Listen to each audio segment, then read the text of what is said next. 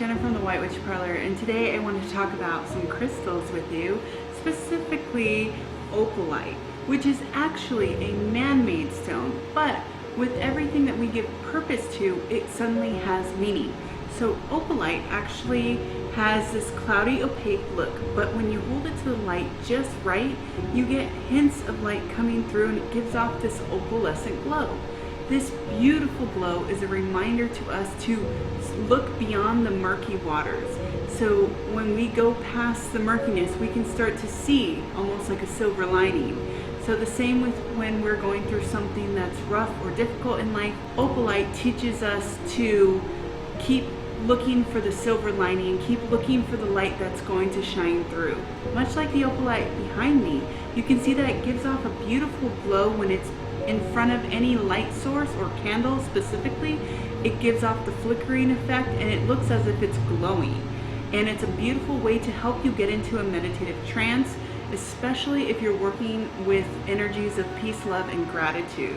Because opalite is man-made, it has a glass-like structure, and because of the way it diffuses light, it draws in the observer. So the longer you look at this, turn it, and gaze upon it, the more lost in this meditative state that you get. So if you use this meditative state to focus solely on gratitude, peace, and harmony and love, you will find yourself not only embracing that energy, but putting out that energy as well. In these moments, that is how you find clarity. So this is a great stone to work with if you are going through murky waters and you want to find that clarity in your life. It's nice to put in front of a window because it will always capture your eye when you're least expecting it. When used in a totem such as an angel or any other animal figure or another shape, it really creates movement as well. So when you feel stagnant, you'll notice that it almost, for the angel for example, gives off the illusion that it's in motion. When opalite is carved as a shape or a totem, specifically an angel, the way the light moves through it, especially when the sun is dancing in the window, it will give off the illusion that the angel or the shaped item is actually moving. And you'll catch it from the corner of your eye, and it'll keep you reminded that there are other dimensions that are always at work, that you don't necessarily always see with your naked eye. Because of the way opalite plays with light, it also captures and plays with lots of rainbow. That is going to incorporate rainbow energy into your practice as well. Working with the rainbows, that helps to heal your chakra, help align yourself and your spiritual awareness, as well as your physical energy with the energy of your higher self. Because this is a synthetic glass, it is something to be aware of on the market when you are shopping for opalite. It is not a real stone. It is a man-made synthetic glass, but that doesn't mean that it doesn't have purpose in your practice or in your altar or sacred space. It often does get categorized under different names such as Tiffany stone, opalized fluorite, or purple or opal. Say that 3 times fast. But in the end, it is just known as opalite. It is clear, milky, and iridescent, as you can see here. It gives off lots of different colors, and especially the way you play with the light.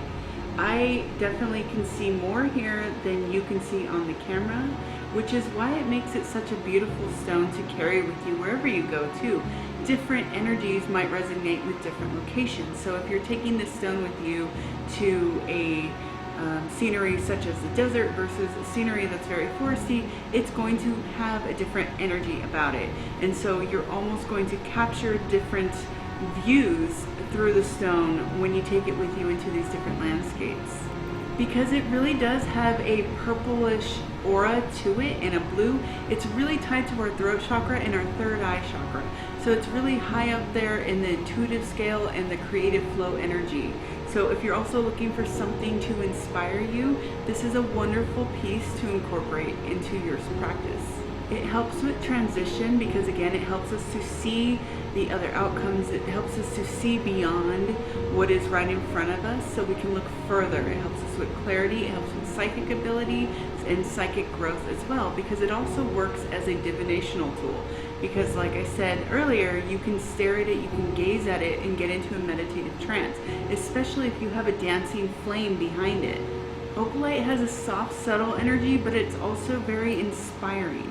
It helps your communication, especially for spiritual communication. If you're willing to open yourself up to start talking about these concepts and knowledge with friends and family members, it helps you grow that way too. When you talk about things, it helps you to not only bring more of it into your life, but it helps you to remember the things that you already know.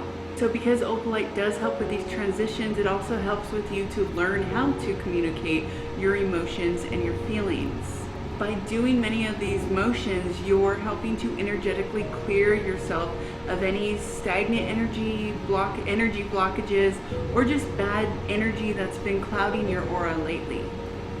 This works because now you're working on higher vibrational realms by living, speaking, and acting out your purpose and your passions. Start to intuitively let your spirit guide you, so you start following the things that interest you and get you excited and creative. Opalite helps to stabilize mood swings, especially for women, and it also helps to soften your energy. So if you come off as very hard or angry sometimes, even if you don't have a smiley face, it helps to soften that energy about you so you don't intimidate others and people don't have the wrong emotion about you upon first meeting you. So Opalite should really be used as a tool in your practice. It really helps you with transformation, transitioning, psychic ability and psychic healing, really working with divination practices and healing your intuition and learning how to trust it, working to see beyond what's right in front of you. And it's just a really cool tool to have. And if you carry it around, like I said, to different environments, you will see how the energy flows and it changes. It's never the same. And just like with Opalite, no matter how many ways you change it, different lighting is going to play a factor, different angles will play a factor. So it's a really fun tool to incorporate into your practice. So even a simple piece of tumbled stone or a piece of jewelry with Opalite is a fun way to pass the time. If you have to wait somewhere for something, sitting outside is a nice way to catch the light just right. And now, before you know it, you've been sitting in the sunlight, playing, gazing with your stone, and just taking all in nature and all the healing energy that offers as well. So it's a great way to also incorporate the stone into your practices if you're practicing with your children or teaching them about gemstones or anything of that nature, magic. Children are really drawn to the stone because of the colors and light that it gives off. And so if that is their first stone that you want to introduce to them, that's also a fun way. And when it's in the shape of an angel, like the one I have here and the ones that I offer on my website, it kind of reminds you that there's just something about this loving energy, this peaceful energy that's always around you. And the light, it's everything. It changes, it's always there. It comes in different shapes and forms and sizes, but it's always there, and you were made of light. So it's a beautiful reminder of that we always have guidance and guardians, and that we are also beacons of light ourselves. So I hope you guys enjoyed this video on Opalite, and I hope to see you on the next one. Love you so much.